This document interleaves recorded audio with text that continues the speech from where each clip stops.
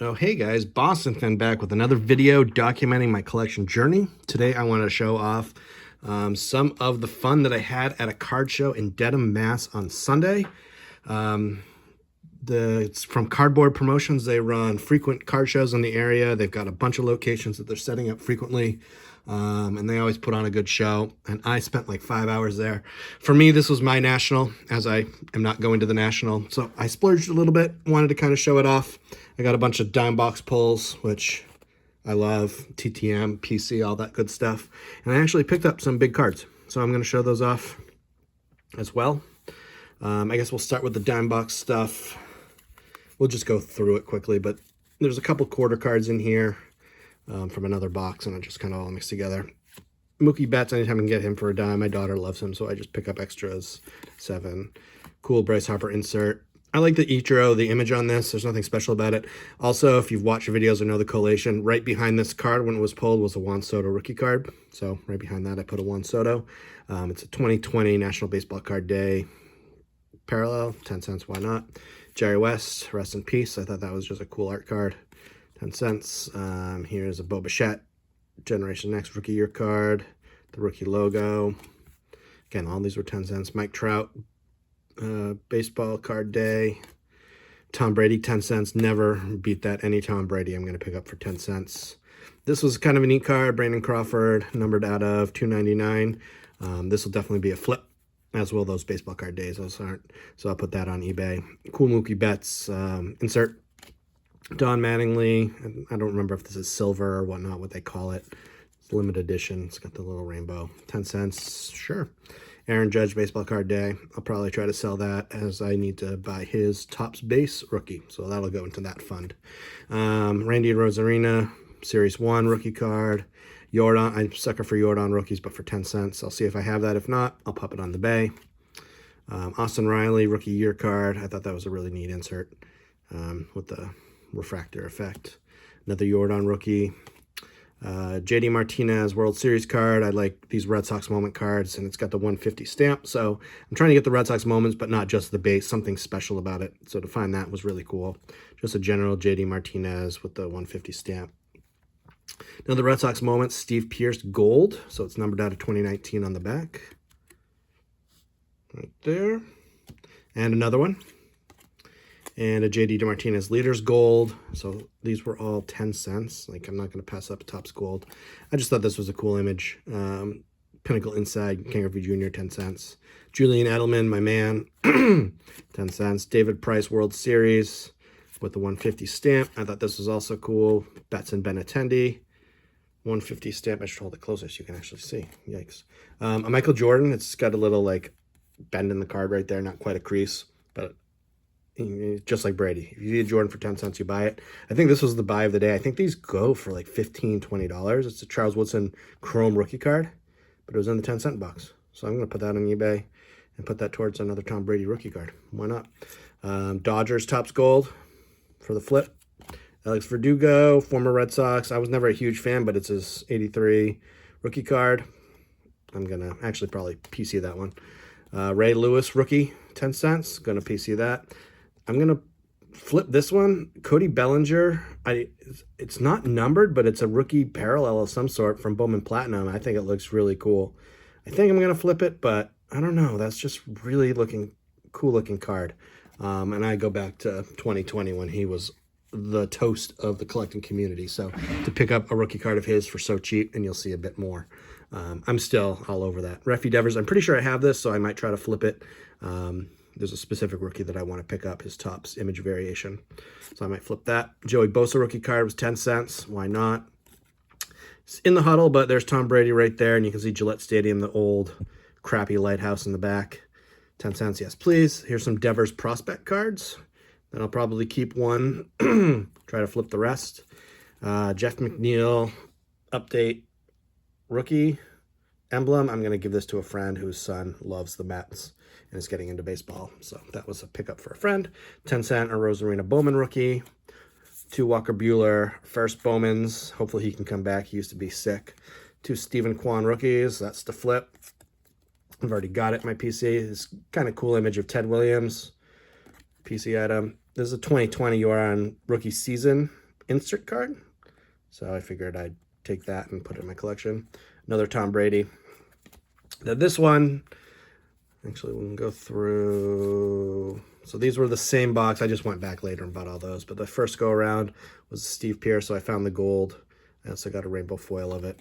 It's another Tom Brady, 10 cents. Kyle Rudolph Artist Proofs out of 50 for a dime. Stick that on eBay, see what I get. An Aaron Banks autograph. I don't know who he is, but I figure that might be a quick flip for football. Peyton Manning press proof, not numbered. The red, yeah, it shines right there. You can see it. 10 cents. I'm going to flip that. Shohei, always willing to pick up a Shohei to flip to buy a rookie card. Wave of the Future, Vlad Guerrero, 10 cents from Flair, 90, probably 5, 6, or 7. I don't know exactly, but I'll flip that. And then this is a cool card. I'm gonna TTM that. Ultra Performers David Need through the first pitch in Rockies history. Then another guy, he always has tons of vintage. He had a bunch of 57s for $1 each. I probably should have picked up more, but I just got Don Lee to send TTM. He's a good TTMer, so I'm going to send that out. Then outside, actually I can keep that for later. And then the following cards were in a quarter box, which I thought was good. Chris Bryant rookie card. I still can't pass it up, even though he's not doing a lot with the Rockies. Also, I might send this to the Rockies Foundation to get signed. Here's his rookie debut rainbow foil that I thought was a good deal for 25 cents. A Shohei Contenders purple, 25 cents. This is for my 74 set bill. That's Reggie Jackson right there, 25 cents. I needed that card. Definitely worth it for my PC. Here's a Cody Bellinger 150. So any insert in 2019 when I started collecting again. So he's numbered out of 150. So I thought that was pretty cool. Then here's his update rookie card, which was so hot in 2020. And it's so indelible in my mind. 25 cents. So I said, yes, please. His Heritage rookie card, 25 cents. Yes, please. His rookie debut card, 25 cents. Yes, please. Those, I think, are just great deals. Nostalgia purposes at the worst. Here's a miscut 1970 Julian Javier. I just sent him a TTM request. I didn't have a card of him, so I sent a Cardinals card, I think, but I got this as backup in case he doesn't sign those. Hopefully into TTM. And then I'm a sucker for these greats of the game, so I'm hoping to send these off TTM. Dennis Eckersley, beautiful. Davey Johnson, beautiful. And Bill Mazeroski. So those are my cheap pickups, 10 cents and 25 cents. Now I'll go through my bigger stuff, the stuff that I splurged on.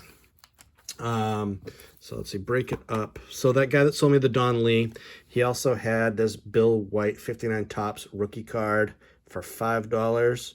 It's in pretty decent shape. I would say very good. Corners are kind of rounded, but the centering's decent on this.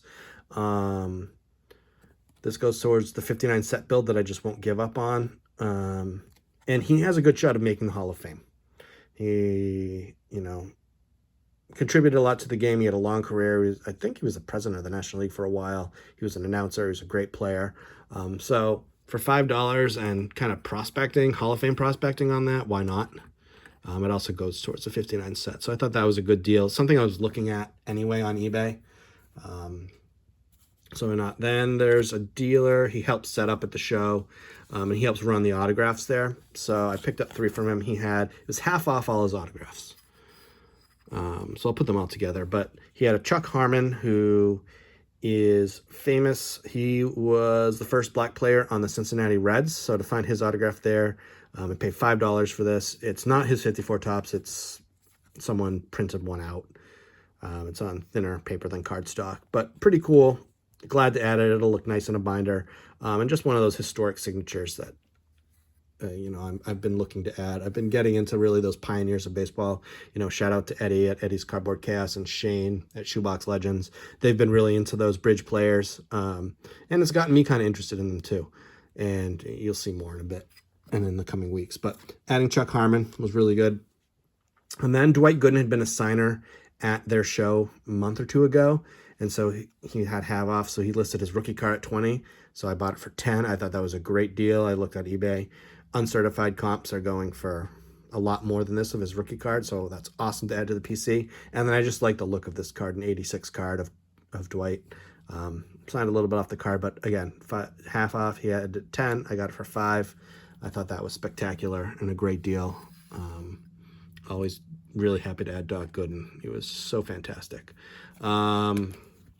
Another dealer I had found this Curt Flood rookie card, 58 tops, in pretty decent shape for $16. So add that to the kind of pioneers of baseball. I think Curt Flood should be in the Hall of Fame. He won something like 7 or 8 Gold Glove awards. He was a 3-time All-Star. He had really good stats, and he ended his career at 31. Really, and this is where he comes into pioneer, because he was traded to Philadelphia, and he didn't want to go there. And the Cardinals were basically like, nope, we're essentially transferring you to Philadelphia, and he refused to go. He said he should have a say in where he works. And as a teacher, you know, I can feel that I'm technically licensed 5 through 12, but I know nothing about teaching 5, 6, 7, and 8th graders. But my district can technically say, well, you got to go teach 7th grade this year. But then I have the right to say, no, I'm not going to do that. I'm going to look elsewhere. Within the industry, I can look at different school systems and try to find a job. Baseball players could not do that. No free agency. They didn't have a say. And so he sacrificed his career and probably would have put up more clear Hall of Fame numbers if he hadn't retired at 31 or stopped playing at 31 to fight the reserve clause. So I think he should get the nomination to the Hall of Fame for his dual role, both as a contributor to the game, because he definitely helped the players union. And say what you want about free agency, but it was an important right for the players, as well as his playing days. I mean, he was a dominant center fielder during his time, you know, overshadowed, I think, a lot by Lou Brock, but he was really good. And I think he should get the Hall of Fame someday, just like Bill White, as we reevaluate players of the 50s and 60s who weren't maybe the superstars that Mays, Koufax, Aaron were, but were great in their own right. And I think every generation needs to kind of do that. They did that, went back in the 30s and 40s. And you can argue that maybe that muddies the Hall of Fame, but if Harold Baines is in there, and he did what? Got a lot of hits because he stuck around as a DH for 7,000 years. So I don't know. I think he should get considered. I hope he does. Really happy to pick. That was one of my major goals this year, is to get a Curt Flood rookie. Then I went non-sport for the first time. I found a lady who was a dealer. She gave me these 3 for $5. $5. So I've been delving into it. Shane at Shoebox Legends posts a lot of this stuff. Greg at Midlife Sports does a lot of non-sport. And it's gotten me kind of into it.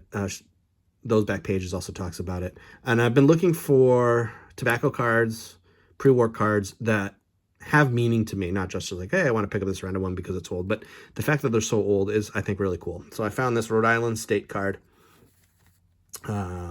It's got the borders similar to the T205 baseball cards. This is a 1910 printing. And it's a Helmar Turkish cigarettes, you can see on the back. And it's Rhode Island. I live in Mass, but I spent a lot of my summers in Rhode Island on the Bay. And so I thought that was a cool card. If I'm not going to get Massachusetts, I'm going to get Rhode Island. Love the anchor representing the Bay there. I think this tower's in Newport, but I've never actually been. So I thought that was really cool. And we'll call that, she gave that to me for $1. And then I found 2 that I've been looking a lot at recently. I've almost pulled the trigger for over $20 or $20 around. And these are the 1911, what are they called? They're called the Helmar Historic Homes series. And it's 50 or 60 card set. A lot of them, I would say 10, 15 of them are in Massachusetts. And so there's a lot of them that, you know, mean something to me because I've seen them. So the first one, this was maybe number 1 or 2 on my list, is Longfellow's Home, Cambridge, Mass. So that is, if you take a left out of my neighborhood and follow the road that I'm off kind of a main road, follow it for like 6 miles, bang a quick left. Once you hit Cambridge, you're at his house. Like, it's really close to me. And my wife, she's a practicing Quaker, or she was a practicing Quaker. Her meeting house was literally like 3 houses down from this. So she grew up with this. Longfellow wrote a lot of poetry there, but it was also the headquarters of George Washington when he was leading the Revolution. And he came to Cambridge to fight the British in 1775. So that was high on my list. These are printed in 1911. It's a little crease there. And again, the metallic border similar to those T205s. Really cool. Really, I was like super stoked to add that.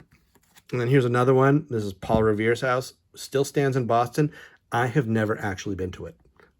History major, history buff here. I've never been to Paul Revere's house. It's larger now. He expanded it. This is a picture of him. I would assume during the Revolution, probably on his horse. They're probably trying to depict him going on his midnight ride out to Lexington. But again, if you buck for the Rhode Island, $2 for each of these for a 1911 card. Absolutely amazing deal. There's still a few more in this set I want to pick up. There's the John Adams house, which I visited. It's down in Quincy. There's the old state capitol, which is still in the middle of the skyscrapers in Boston. That one I want a lot. It's really cool. There's a House of a Minuteman, which a couple miles from my house is the battle at Lexington, the Lexington Green, where the first battle of the Revolutionary War took place. So I'd like to pick that up. And then there's also George Washington's home, Mount Vernon, which I'd like to pick up. They're on my want list, and I'll watch to see if I can get any cheap. But to get those for so cheap was super cool. And then for the big pickup, if anyone in New England knows Matt from Providence, he's a big vintage dealer, super nice guy, is willing to work with everybody. I bought from him a couple times before, and he had an important card talking about those players that were bridge players or contribute to the game. And I was able to pick up this 1951 Larry Doby in a 4, which I just thought was great. He had it priced at $150. I asked if that scratches on the case, not the card. I'd asked if he'd do $140, and he was like, sure. And it was great to add this. It's such an awesome card, great image. There's the back, a little bit off center on the back, which doesn't bother me so much. And I don't think Doby gets really the due that's owed to him. He integrated the American League 7 weeks after Jackie Robinson. And at the time, you have to remember that the American League and National League were essentially separate entities. They were run separately. Obviously, they had the different league presidents who had a big say. And there was no interleague play at the time. The only time they got together was the World Series and the and the All-Star game. So for Larry Doby to integrate 7 weeks after Jackie, he was the only black player that whole league would have seen. In a couple cities, Boston, New York, Philadelphia, which have multiple teams. It's the only black player that a lot of cities would have seen. And so he must have gone through a lot. And it was much bigger deal, I think, than we give credit for. Jackie Robinson, rightfully so, has his number retired by baseball and gets all the accolades for breaking the color barrier. And, I don't know if that expedited Doby coming to the Indians, but Doby should receive nearly as much credit, if not the same amount of credit, for doing it in the American League. Because I'm sure he had just as hard a road as Jackie Robinson did, because he was the only black player in his entire league, just as Jackie was the only black player in his entire league, and they operated separately and met in the World Series. So really cool pickup, means a lot. It's a great card. It's my favorite card of Larry Doby. I know he's got a couple other cool ones. The 54 I really like. I've seen one of his earlier. I think it's Bowman 49 or 50, but I love the 51. I'm really glad to add that as a super awesome pickup. So that was my splurge. I don't usually spend that much money unless I really, really save up, but I saw that card and I was like, oh, that's a decent price. And I walked away and I said, if I go back in a little bit and it speaks to me while I'm gone, I'm going to go buy it. And I did some tables, did some dime box hunting, and then I was like, I want that card. And I went back, it was still there. And so that said, it's meant to be. So I offered him $10 under sticker. He said, sure.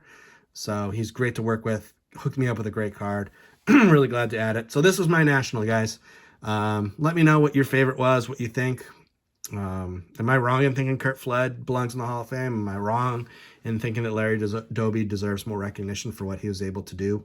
I want to know any pre-war cards that I don't know about that might ring true for a history person, a Massachusetts person, New England person. I don't know how I stumbled across the houses set, but I did, and I think they're really cool, and I'm really glad to add them. I'm going to add more.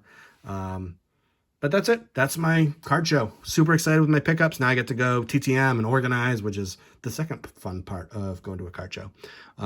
So anyway, if you like this video, if you're at all entertained by watching my pickups, I'd love it if you'd like it. I'd love to hear a comment, your thoughts on how I did. Did I get ripped off on anything? Did I get good deals? What was your favorite? All that good stuff. And if you're interested in just following a random person who doesn't have a huge card budget, just try to build a collection and enjoy what they enjoy and follow me on the journey, please subscribe. I'd be happy to have you, and I'll probably subscribe you back. So thank you all for watching if you've made it this far. And as always, thanks for joining me on my collecting journey.